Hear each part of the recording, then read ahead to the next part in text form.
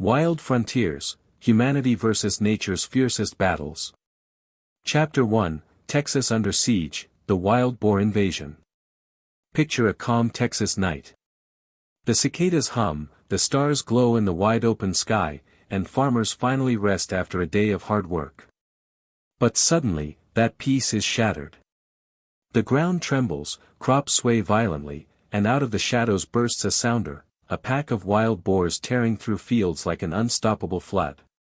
With razor-sharp tusks, muscular frames, and an intelligence that rivals even the smartest wild species, these boars have transformed from mere pests into a statewide nightmare.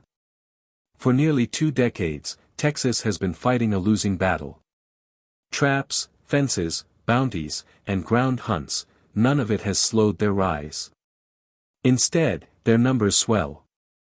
Their breeding is explosive, with a single sow able to produce 2 litters a year, each with up to 12 piglets.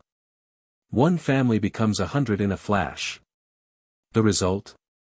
$335 million in damages every year, a figure that's climbed nearly 60% in the last 12 months alone.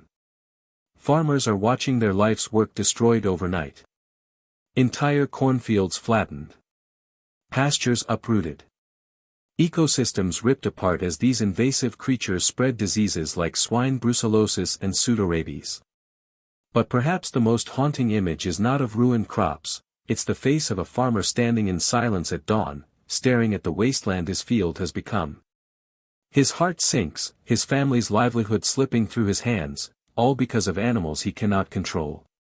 This is more than an invasion, it's a war. Chapter 2, Helicopters in the Sky, a high-tech hunt. When the ground fight fails, humans take to the skies. Enter one of the boldest, most controversial strategies ever attempted, helicopter hog hunting. Imagine the roar of rotor blades cutting across Texas farmland. A Bell 206 Jet Ranger streaks low over the fields, its pilots wearing night vision goggles, thermal imaging glowing on their dashboards. Hunters lean out with AR-15 rifles, the red dot sights flickering across the dark ground below. From above, entire packs of boars are visible, something ground hunters could never see. Within minutes, acres that would take hours to cover on foot are scanned and cleared. The adrenaline is overwhelming. The wind screaming past the open doors. The heart-pounding moment of spotting a shadow racing below. The split-second decision before pulling the trigger. But this is not a game. Every missed shot risks not only the mission but the lives of those on board. Precision matters. Each boar taken down means one less family of invaders spreading across the countryside. And yet, even as this daring strategy gains ground, the question lingers, can even helicopters keep pace with a species that breeds faster than we can hunt them? Chapter 3, The Cost of War. Helicopter hog hunting is not just dangerous, it's expensive. Prices range from $800 to $1,500 per hunt, with premium packages pushing the cost even higher. Wealthy thrill seekers from across the U.S. book flights, drawn by the mix of adventure and responsibility. But make no mistake, this isn't a joyride. Regulations are strict. Landowners must give consent. Hunters must be licensed. Every action is documented. This is not trophy hunting, but survival warfare. Still, to the farmer watching his fields vanish in a single night, the cost feels worth it. Better to pay for protection than to watch everything he's built collapse under the hooves of these relentless creatures. Chapter 4, Safety and Preparation, Courage in the Chaos. Behind the spectacle lies grueling preparation. Before each mission, flight paths are mapped. Weather is studied, emergency procedures are drilled. Hunters strap on close-fitting tactical gear, helmets, gloves, and goggles. One mistake in the air can mean tragedy. Picture it, roaring blades above, shadows racing below, and a split-second decision between life and death. The weight of the mission presses on every chest. And yet, each hunter knows, failure is not an option. Because every day the boars grow stronger. Every day they claim more land. And every day, rural families live in fear. Chapter 5, Africa's Lions, Kings in Peril. Shift continents. The Texas fight may seem overwhelming, but in Africa, an even older conflict rages, the battle between humans and lions. On the golden plains of Kenya, Tanzania, and South Africa, lions rule. Their roars shake the savanna, their presence commands respect. But even kings can be pushed to the brink. As farmland spreads and human villages expand, lions are driven closer to people than ever before. Livestock vanish in the night, leaving farmers devastated. Fear grows, and retaliation is swift. Lions are speared, poisoned, or shot. The statistics are chilling. 20% of livestock lost to lions in some regions. Over 65 human injuries and 24 deaths each year near Nairobi alone. Lion sightings in urban areas have spiked nearly 20% in the past decade. But the most heartbreaking moment is not in the numbers. It is the cry of a mother clutching her child after a lion attack. It is the face of a farmer forced to choose between feeding his family or killing one of Earth's most majestic creatures. This isn't just survival, it's tragedy. Chapter 6, Historical Lion Management, the Hunters of a Century Past. To understand today's lion crisis, we must travel back more than 100 years, to the colonial frontiers of East Africa. The early 1900s were an age of raw survival, when villages lived under constant threat of predators that prowled the night. Governments turned to control hunting, not out of sport, but out of necessity. Professional hunters were recruited, men who carried not just rifles but the heavy burden of protecting human lives while preserving a fragile balance with nature. These hunters wielded the legendary .375 HNH Magnum, a rifle powerful enough to stop a charging lion but versatile across Africa's.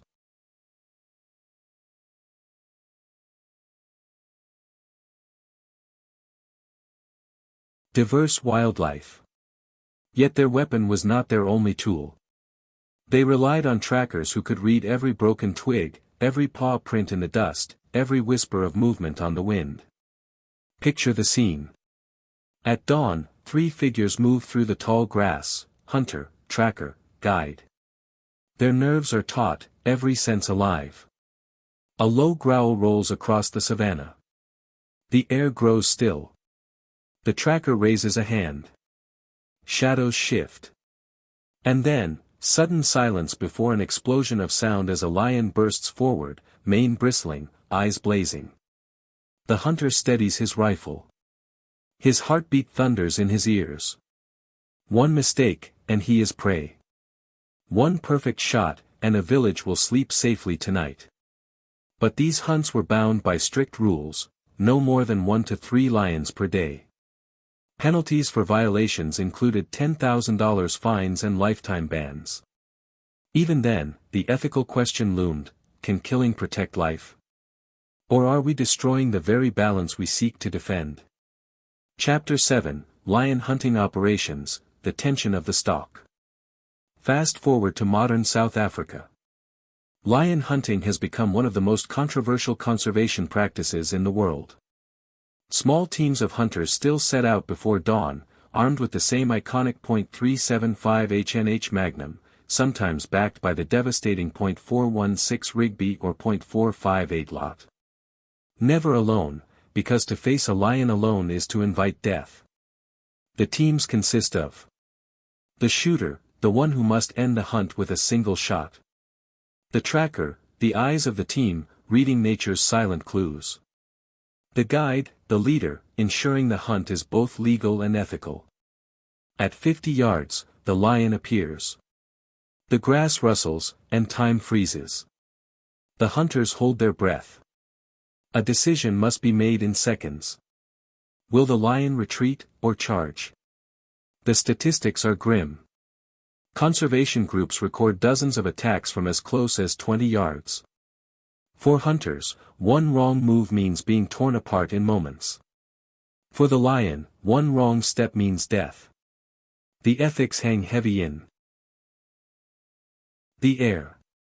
Each shot is not just about skill, it's about responsibility. For many, this practice remains deeply divisive.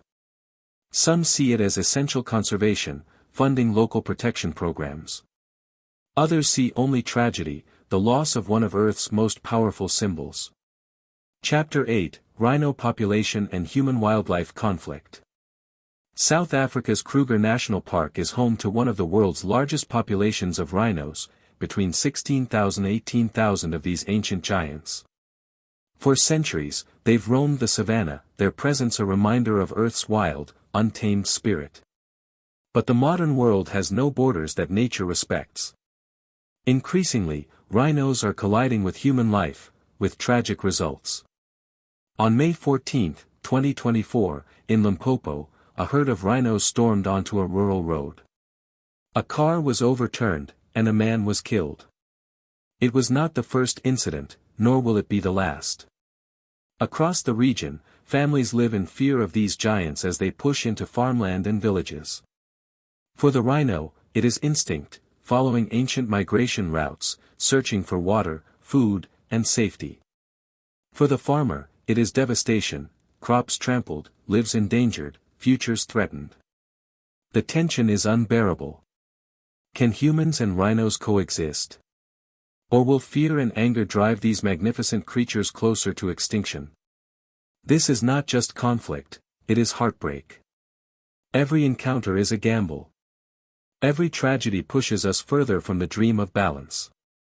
Chapter 9, Regulated Rhino Hunting, a Controversial Solution. In the face of chaos, South Africa has turned to one of the most controversial strategies in conservation, regulated rhino hunting. Each year, only 100 to 150 permits are issued. Hunters from across the globe apply, but strict conditions ensure sustainability. Teams of 2 to 4 hunters move carefully, often within 20 to 100 yards, aiming only for vital organs to ensure a quick, humane kill. Weapons of choice include the powerful .375 HNH Magnum, the .416 Rigby, and the .458 Lot. Every detail of the hunt is logged: location, age, sex, and permit number, feeding data into national conservation strategies. For supporters, this system funds protection, controls conflict, and provides revenue to maintain reserves. For critics, it is unthinkable to kill an animal so rare, so ancient, simply for human purposes. Yet the reality is stark. Without bold action, both rhinos and humans face devastation. The question is not simply should we hunt. It is deeper: how do we value life, human and animal, in a world where survival collides? Chapter 10, Mountain Goat Survival in the Rockies. Shift now to North America. High in the Rocky Mountains, where cliffs plunge into icy valleys and winds slice through the peaks, another battle unfolds. Here, it is not farmers versus predators, but humans versus the limits of survival itself. The mountain goat, with its thick woolly coat and jet-black horns, thrives where few creatures dare tread.